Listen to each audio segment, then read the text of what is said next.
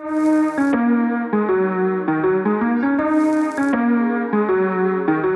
man, this is amazing. I've never thought that I would have a chance to see something this beautiful in my entire life. You know, where I came from, we're not used to seeing things like this. But having an opportunity to see something like this and know that you too can have it, I can have it, anybody can have it, man, it's just amazing. And I appreciate the opportunity to see it because you can actually put it in your mind to say that I can too have this.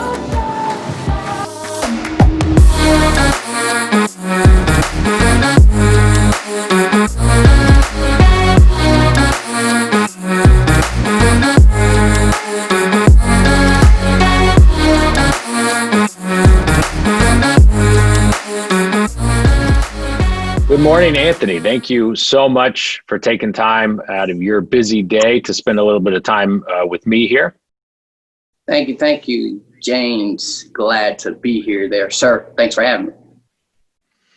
So since you joined SLS, I've gotten to get to know you a little bit more and find out that you are quite the competitive athlete and actually got to play college ball. So tell me a little bit more about that. Right. Well, I suppose so. I started playing baseball when I was 4 years old. I played all the way up through high school. Then I continued up into college. Played about 3 years in college. Mississippi College is right outside of Jackson, Mississippi. But, upon finishing up playing, I decided I wanted to change sides but stay around baseball. So I actually got into umpiring there, James. Wow. Very, very cool. That is a impressive skill set there. So playing baseball in college, and then all of a sudden one day I turn on the TV and there you are, huh? Well, not exactly. When you're getting into umpiring, there's a lot of steps you have to fulfill before you actually are called to be a part of a professional umpiring staff. I started calling Little League baseball after I finished up playing baseball, and I saw this guy came up to me and asked me if I ever heard about umpire schools. And at the time, I never heard about professional umpire schools. So he told me to go home and take a look at it and try to reach back out to him and kind of tell him what my thoughts were. Come to find out that the tuition was about $4,000 to even go to the school there, James. And, my parents, they didn't have like $4,000 just to give out, at the time, because, we were kind of like a middle-class family. So this guy that didn't even know me, him and his friend did a fundraiser and raised $4,000 for me to go to that umpire school. So they didn't even know me. I went to the umpire school, and I missed the cut by one. They take the top 25, and there's like 150 students there. They took the top 25, and I missed it by one. I was devastated. I didn't want to go back and try it again. I thought I had failed myself. I failed the guys that didn't know me, that put up the money, and it was just a tough time for me. But I had a mentor who came in and he put me on his wings. He trained me. I actually was so dedicated that I drove 2.5 hours one way, 3 days out of a week for 6 months in order to get trained. And once he finished up, training I was ready to go back. And when I went back, I graduated at the top of my class, but I still wasn't done. I was done with the school, but I still had to go to a 10-day evaluation course in which, it's 2 professional umpire schools. So they take the top 25, so you got 50 guys there. So out of that 50 guys, if there's 15 jobs available, the top 15 out of the 50 is going to get the jobs. And if you don't get a job, you have to repeat the cycle. You have to pay another $4,000. Had to go back to school for another 5 weeks. So it's just a tough transition to, be a part of as far as becoming a professional umpire. And then, of course, once I got in, I was working my way to get on TV. Well, that's truly incredible, and certainly says a lot about your work ethic and the type of person you are. So I can see why so many people believed in you. So we fast forward to 2012, and you've been an umpire for 6 years. And if I understand correctly, also were training other umpires as they came up the ranks. So at that point, really the sky's the limit, right? Well, well, it ended up being a few clouds in the sky, and I think James, the news report, can explain it the best. Oh, okay, yeah. So let's take a look at this report from the news highlighting Anthony here. Starts right now. All new tonight, one strike and he's out. A highly regarded former big league umpire is facing harsh allegations of racism tonight. Good evening. I'm Jim Payne. I'm Martha Sagowski. The Jim Evans Academy for Professional Umpiring in Kissimmee had a stellar reputation for training umps who went on to the majors. Now, professional baseball is washing its hands of Evans after an employee bowling party, including a team that dressed like the Ku Klux Klan.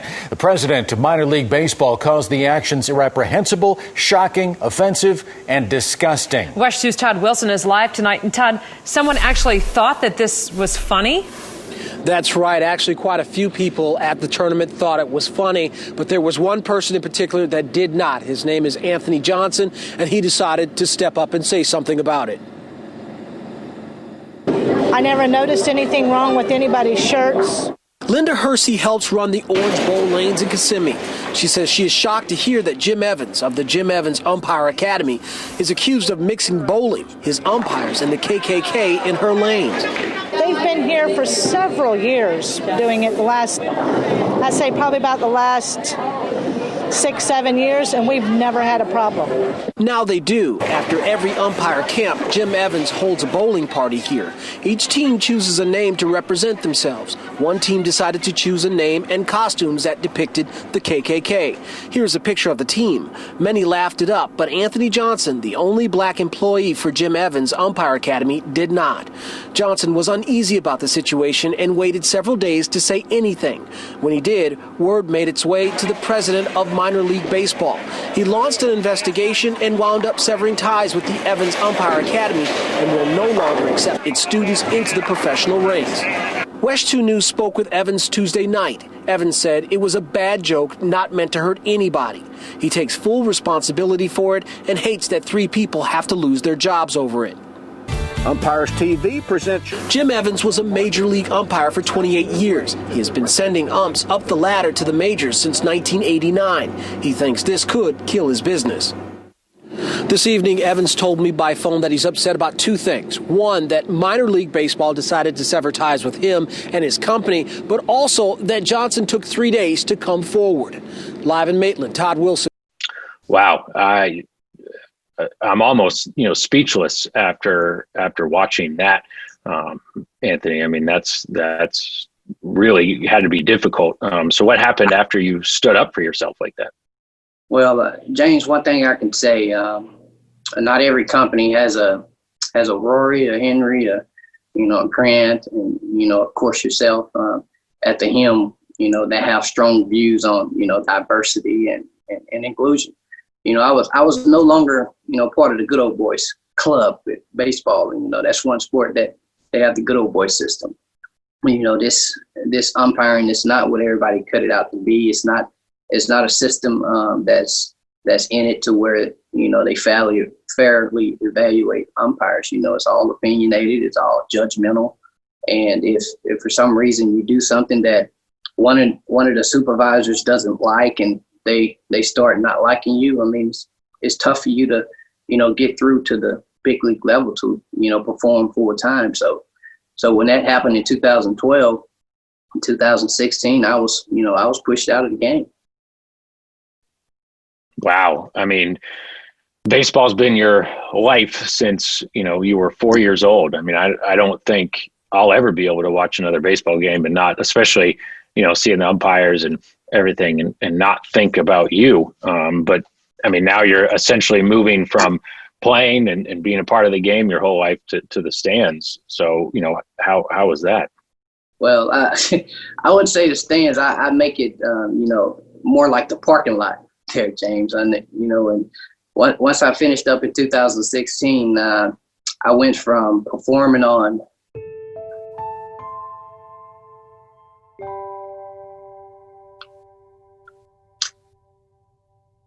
one of the top stages in America to on my knees washing cars, making $10 an hour, trying to find a way to continue to provide for my family. I went from the car wash to being a advanced auto parts salesperson selling parts. And then a year and 1 month later from being released from baseball, I lost my mother. During the time that I spent with my mother her last week here, after coming back from the hospital, after being a week gone from advanced auto parts, I come back to having no job.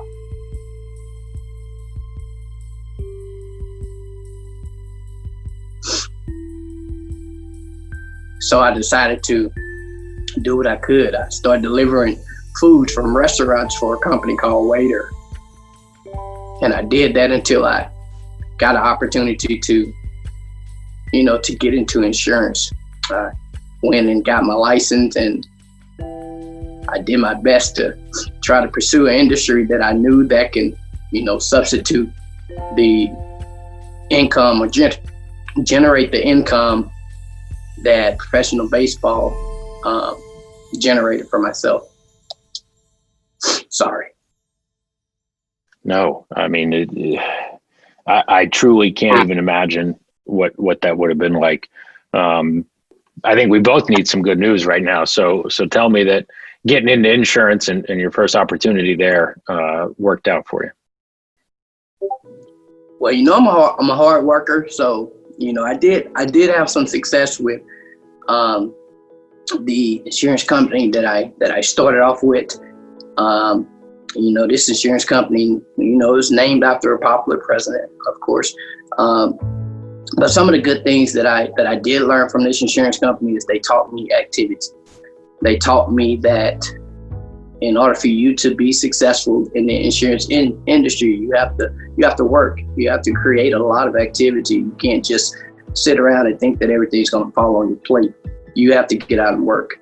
And that's the good thing that I learned. But one thing I can say, every insurance company is not the same. You want to get with a platform that's going to create wealth for yourself, and a system that you can follow that's going to allow you to become wealthy. And with that company that I first started off with, the leads, it was a high price lead cost to them, $35 per lead, and the chargebacks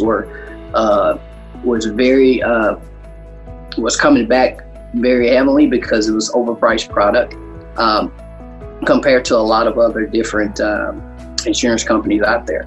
So I was on the right road, but I guess I was driving the wrong vehicle. And one thing that did happen, I was fortunate to find Jennifer Walker. So I think I know where this is going. Right. So it was a great thing. It was kind of great how we met. At first, she had sent one of her special voicemails to my wife, and my wife let me listen to it. And I thought it's one of those voicemails where people trying to get insurance agents to come in, and But the next day, I had a little free time, and I got the exact same voicemail. I asked my wife if she gave my number out to this young lady, and she's like, no. So, I had a little time on my hands, so I listened to the voicemail, and what she said kind of fit my profile and my work ethic. So I decided to, reach out to her and give her a call. And once I reached out to her and gave her a call, she set up another call with the president of sales, Mr. Henry Stewart, and we were all online, and we were speaking. And one thing they did present to me is we're going to make sure that if you give us 100%, we're going to give you 150% back. And one thing I asked of them is, I'm interested in looking at what you guys are doing. Let me just see it once. And if it's something that I know that I can be successful with, I'm definitely going to take the opportunity. So they allowed me to see it once. I got in a car, did a ride along with Miss Betty Grounderson, and she went out and she had appointments and she did the PC and followed the system. And afterwards I said, that's it. And she was like, yeah, that's it. So at that point, I took the bull by the horn and I ran with it. And I tell you, I haven't looked back since, and I'm enjoying the ride as we speak. Awesome. And it's been fun watching you along your journey, and you actually just recently celebrated your 1 year anniversary here with SLS. So happy anniversary to you. Thank you. What changes have you seen in the past year since joining us? Oh man, there's been so many changes, because coming out of the insurance company I started with, I was in about maybe $10,000 to $12,000 in debt, and that's based off of the lead costs and chargebacks. So I was kind of hesitant if SLS would even give me an opportunity, just knowing that I had that amount of debt with the insurance company that I was previously with. But one thing I can say is SLS has definitely changed my life within 12 months and 2 weeks. I've wiped off tremendous debt that I had. I cleaned up my credit. I've paid off bills. I'm working on building my family a home down here, and hopefully it'll be done in February. I mean, it's a lot of things that I've been able to do just based off of the